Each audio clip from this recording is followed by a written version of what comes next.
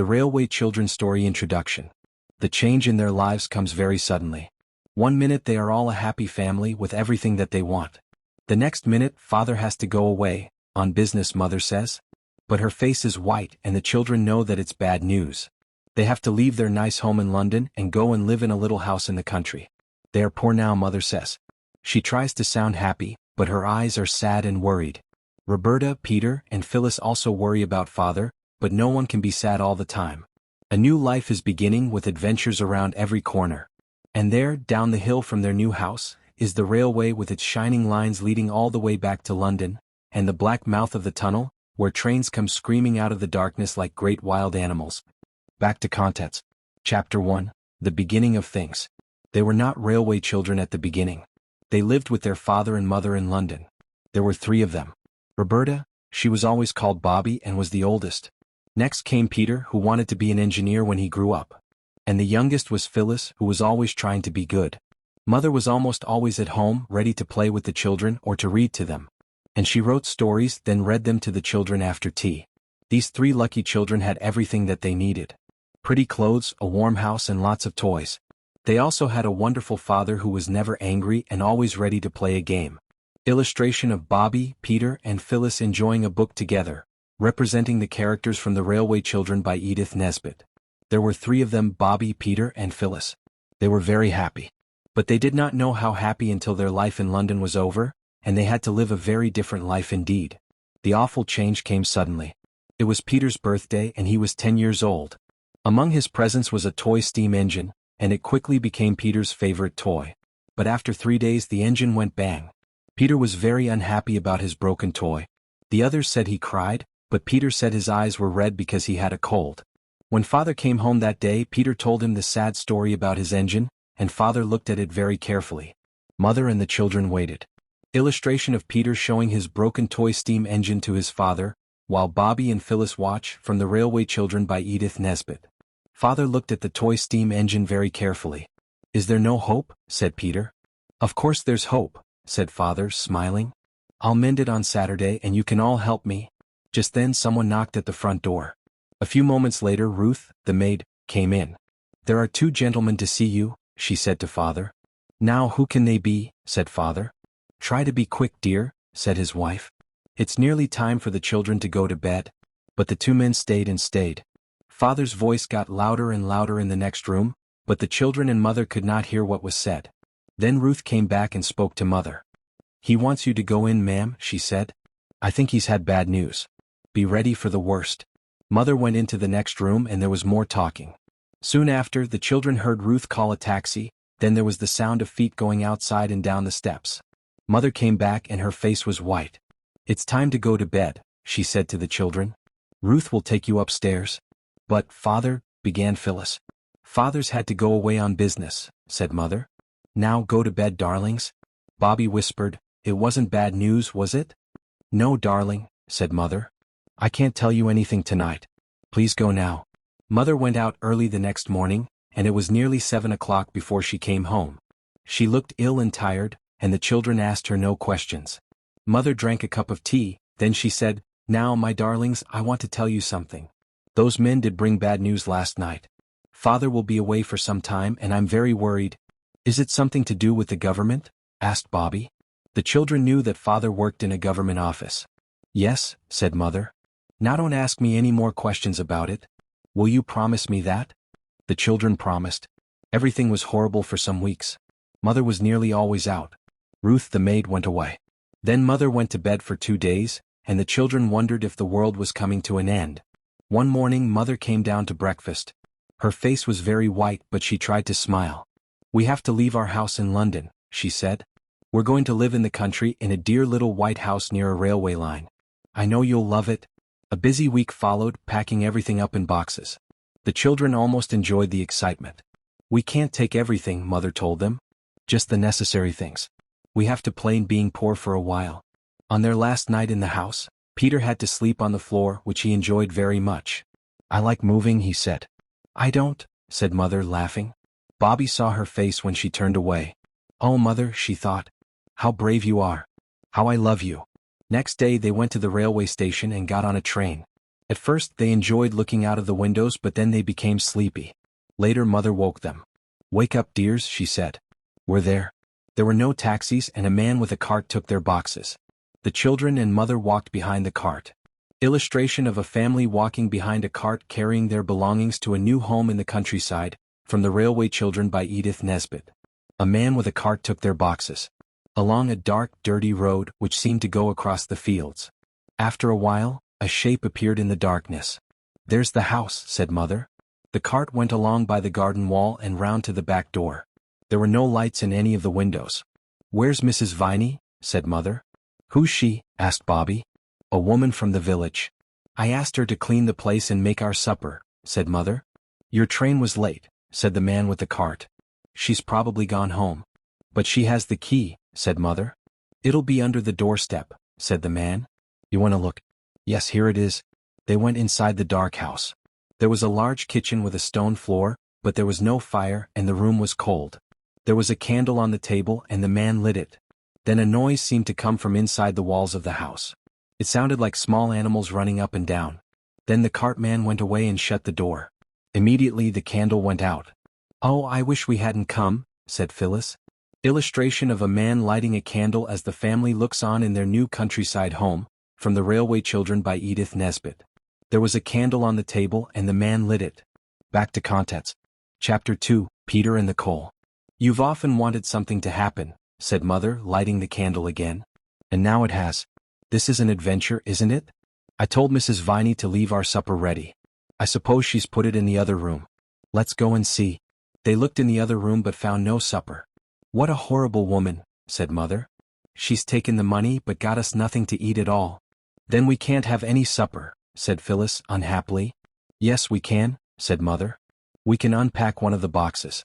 There's some food from the old house." They found candles in the box and the girls lit them. Then Bobby fetched coal and wood and lit a fire. It was a strange supper: tomatoes, potato chips, dried fruit and cake. And they drank water out of teacups. After supper they put sheets and blankets on the beds, then Mother went to her own room. Very early next morning, Bobby pulled Phyllis's hair to wake her. "Wake up," she said. "We're in the new house, don't you remember?" They wanted to surprise their mother and get the breakfast ready, but first they went to look outside. The house seemed to stand in a field near the top of a hill, and they could see a long way. "This place is much prettier than our house in London," said Phyllis. They saw the railway line at the bottom of the hill, and the big black opening of a tunnel. Further away they could see a high bridge between the hills, but the station was too far away to see. "Let's go and look at the railway," said Peter. "Perhaps there are trains passing." "We can see them from here," said Bobby. So they sat down on a big, flat, comfortable stone in the grass. And when Mother came to look for them at 8 o'clock, they were asleep in the sun. "I found another room," Mother told them. "The door is in the kitchen. Last night we thought it was a cupboard. There was a table in the little square room, and on the table was their supper." "There's a letter from Mrs. Viney," explained Mother. "Her son broke his arm and she went home early. She's coming again later this morning." "Cold meat and apple pie for breakfast," laughed Peter. "How funny. But their supper made a wonderful breakfast." Illustration of the children napping in the sun near their countryside home as their mother looks for them, from The Railway Children by Edith Nesbit. When Mother came to look for them, they were asleep in the sun. All day they helped Mother to unpack and arrange everything in the rooms. It was late in the afternoon when she said, "That's enough work for today. I'll go and lie down for an hour before supper." The children looked at each other. "Where shall we go?" said Bobby, although she already knew the answer. "To the railway, of course," cried Peter. At the bottom of the hill there was a wooden fence. And there was the railway with its shining lines, telegraph wires and posts and signals. They all climbed on to the top of the fence.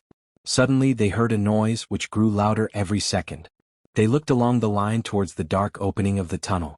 The next moment the railway lines began to shake and a train came screaming out of the tunnel. "Oh," said Bobby when it had gone. "It was like a great wild animal going by."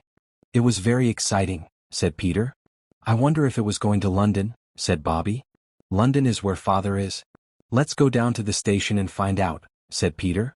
They walked along the edge of the line beneath the telegraph wires to the station. They went up onto the platform and took a quick look into the porter's room. Inside, the porter was half asleep behind a newspaper. There were a great many railway lines at the station. On one side of the big station yard was a large heap of coal, which the steam trains used for their engines. There was a white line on the wall behind, near the top of the heap. Later, when the porter came out onto the platform, Peter asked about the white line. "It's to show how much coal there is in the heap," said the porter. "So we shall know if anybody steals some." The porter was smiling and Peter thought he was a nice, friendly person. Illustration of railway tracks leading into a dark tunnel with telegraph wires and signals along the path, from The Railway Children by Edith Nesbit.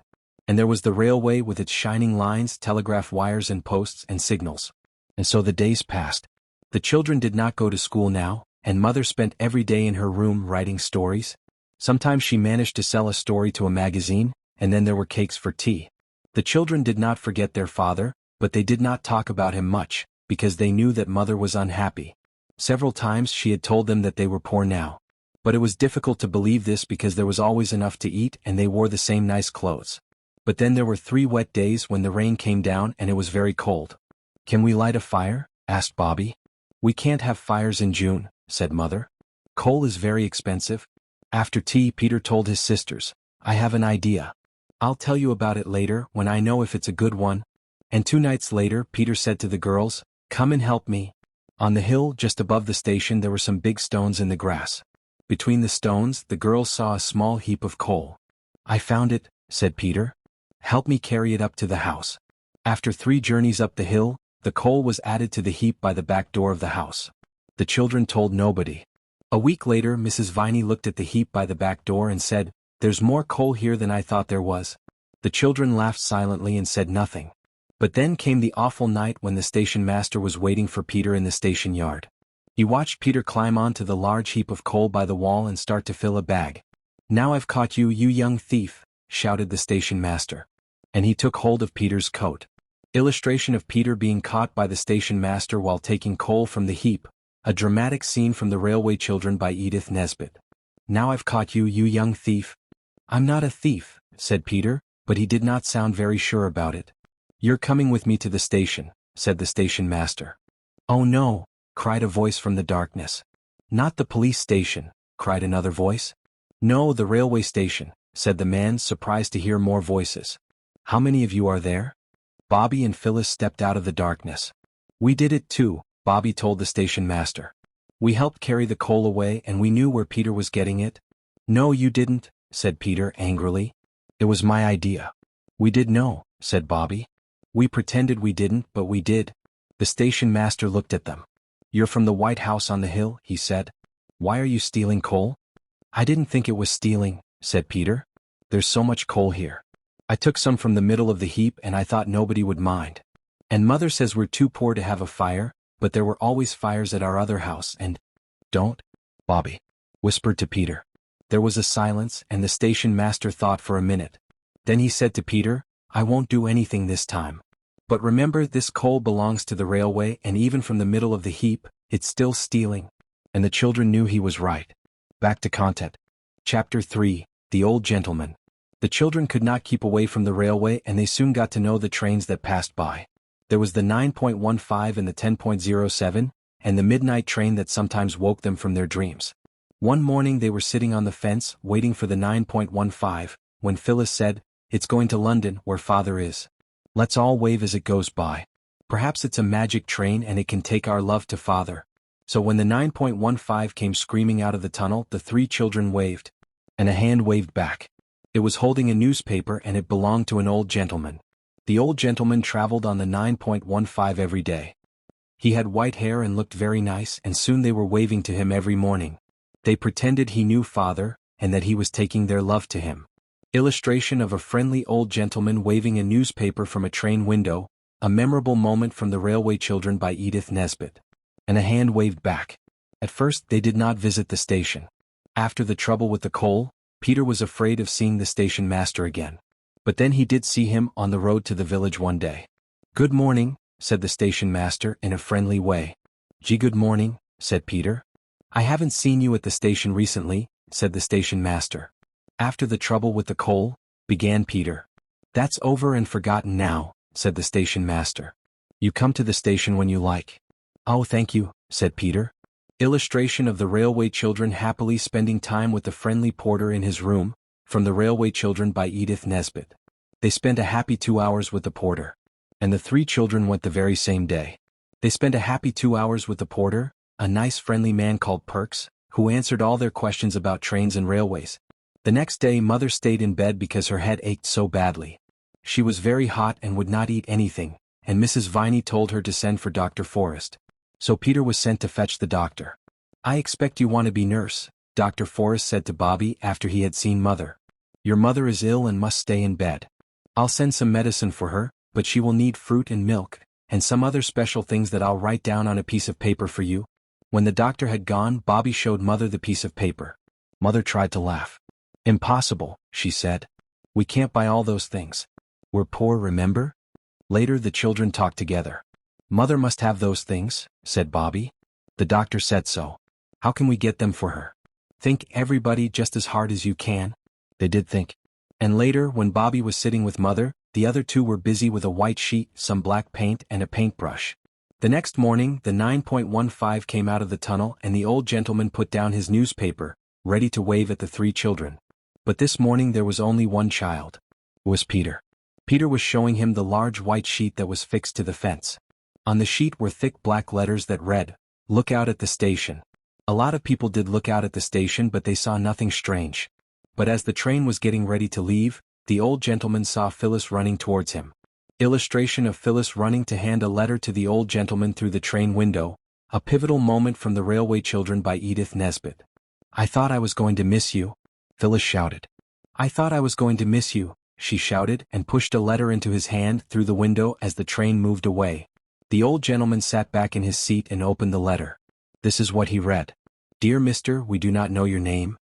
Mother is ill and the doctor says we must give her these things at the end of the letter, but we haven't got enough money to get them. We do not know anybody here except you because Father is away and we do not know his address. Father will pay you, or if he has lost all his money, Peter will pay you when he is a man. We promise it. Please give the things to the station master, because we do not know which train you come back on. Tell him the things are for Peter, the boy who was sorry about the coal, then he will understand. Bobby, Phyllis, Peter." Written below the letter were all the things the doctor had ordered, and the old gentleman read through them. His eyes opened wide with surprise, but he smiled. At about 6 o'clock that evening, there was a knock at the back door. The 3 children hurried to open it, and there stood Perks, the friendly porter, with a large box. He put it on the floor. "The old gentleman asked me to bring it," he said. Perks left, and the children opened the box. Inside were all the things they had asked for and some they had not. Some wine, 2 chickens, 12 big red roses. And there was a letter. "Dear Bobby, Phyllis, and Peter, here are the things you need. Your mother will want to know where they came from. Tell her they were sent by a friend who heard she was ill. When she is well you must tell her all about it, of course. And if she says you were wrong to ask for the things, tell her that I say you were right, and that I was pleased to help." Illustration of Bobby, Peter, and Phyllis unpacking a box filled with gifts including chickens, wine, and roses, from The Railway Children by Edith Nesbit. There was also some wine, 2 chickens, and 12 red roses. The name at the bottom of the letter was G. Peach something. The children could not read it. "I think we were right," said Phyllis. "Of course we were right," said Bobby. "I hope Mother thinks we were right too," said Peter. But he didn't sound very sure. Back to contents. Chapter 4, Bobby's Ride. About 2 weeks later, the old gentleman saw another white sheet with black letters when he looked out of the train. It said, "She is nearly well. Thank you." Then it was time for the children to tell Mother what they had done. It was not easy, but they had to do it. And Mother was very angry indeed. "Now listen, it's true that we're poor," she told them, "but you must not tell everyone. And you must never ask strangers to give you things." "We didn't mean to be bad, Mother," cried Bobby. "We're sorry," said Phyllis and Peter, crying too. Soon Mother was crying with them. "I'll write a letter to the old gentleman and thank him," she said. "You can give it to the station master to give him. Now we won't say any more about it." The day after the children took the letter to the station, it was Bobby's birthday. In the afternoon she was politely told to go out until tea time. "You mustn't see what we're doing," said Phyllis. "It's a surprise." Bobby went into the garden and then she walked across the fields. When she came back, Phyllis and Peter met her at the back door. They were very clean and tidy, and Phyllis was wearing her prettiest dress. There was just enough time for Bobby to make herself tidy before they called her into the front room. Mother, Peter, and Phyllis were standing near the table, and there were 12 lighted candles on it, one for each of Bobby's years. The table was covered with beautiful flowers from the fields and garden, and there were some interesting little boxes too. "Happy birthday, Bobby," they shouted happily. "Open your presents." They were very nice presents. There was a pretty handkerchief with flowers on it from Phyllis. A lovely little silver brooch of Mother's shaped like a rose which Bobby had loved for years. There were 2 blue glass vases from Mrs. Viney. And there were 3 birthday cards with pretty pictures. "This is my present," said Peter, putting his toy steam engine on the table. It was full of sweets. Bobby looked surprised because just for a moment she thought Peter was giving her the engine. "Not the engine," he said quickly. "Only the sweets." But he had seen the look on her face. "I mean not all the engine. You can have half if you like," he said bravely. Illustration of the family celebrating Bobby's birthday with presents, candles and a decorated table from The Railway Children by Edith Nesbit. They were very nice presents. "Thank you, Peter," said Bobby. "It's a wonderful present." And she thought, it was very kind of Peter to give me half of his engine. Well, I'll have the broken half and I'll get it mended. It was a lovely birthday. But later that night, Bobby came silently down the stairs to get her presents. She saw her mother sitting at the table, with a pen and some writing paper in front of her. "She's writing to Father," thought Bobby. But at that moment, Mother wasn't writing. Her head was on her arms and her arms lay on the table. "It's my birthday and she doesn't want me to know she's unhappy," thought Bobby. "Well, I won't know. And she went quietly back to her room. But it was a sad end to the birthday. The next day Bobby put Peter's engine in a box and took it down to the railway. She did not go to the station but she went along the line to the place where the engine stopped. When the next train came in, Bobby went across the line and stood beside the engine. She had never been close to one before and it was very big. The driver and the fireman did not see her. They were talking to Perks, the porter, who was on the other side of the line. "Excuse me," began Bobby. But the men did not hear her because the engine was making a lot of steam and noise. Bobby climbed onto the step of the engine, but at that moment the train began to move. Bobby fell inside onto a heap of coal. "Help," she cried. But still the men didn't see or hear her. "I shouldn't be here," she thought as the train went faster. "I'll be in terrible trouble." She put out a hand and touched the nearest arm and the driver turned around quickly. "What are you doing here?" he shouted. And Bobby began to cry. This seemed to worry the 2 men, and they took several minutes to calm Bobby down and to stop her crying. Then the fireman said, "Now tell us why you're here." "It's not every day a little girl falls into our steam engine." Bobby picked up the box with Peter's toy engine inside it. I wanted to ask if you could mend this," she explained and took the engine out of the box. "Everybody on the railway seems so good and kind. I didn't think you'd mind." The driver took the little engine and the 2 men looked at it silently, not speaking for several minutes. Bobby waited. "What do you think, Jim?" said the driver at last. "Can we help the little lady?" The fireman smiled. "I should think we can." "Oh, thank you," said Bobby. "But now we must make sure that you get home safely," said the driver. Bobby stayed on the train until it reached Stackpool Junction. She asked the 2 men all about driving a steam train, and they showed her the automatic brake, and the little clock faces that told them how much steam the engine was making. It was all very interesting. At Stackpool Junction, the 2 railwaymen put her on another train and sent her home. Bobby was back in time for tea. "Where have you been?" asked the others. "To the station, of course," said Bobby. But she would not say another word. Illustration of Bobby standing beside the engine, watching 2 railway workers talking on the locomotive, from The Railway Children by Edith Nesbit. Bobby went across the line and stood beside the engine. It was some weeks before Bobby took her brother and sister to meet the friendly engine driver and fireman. The 2 children were very surprised. And Peter was very excited when he saw his engine, now as good as new again. And only then, as the 3 children walked home again, did Bobby tell the others about her adventures on the engine of the steam train.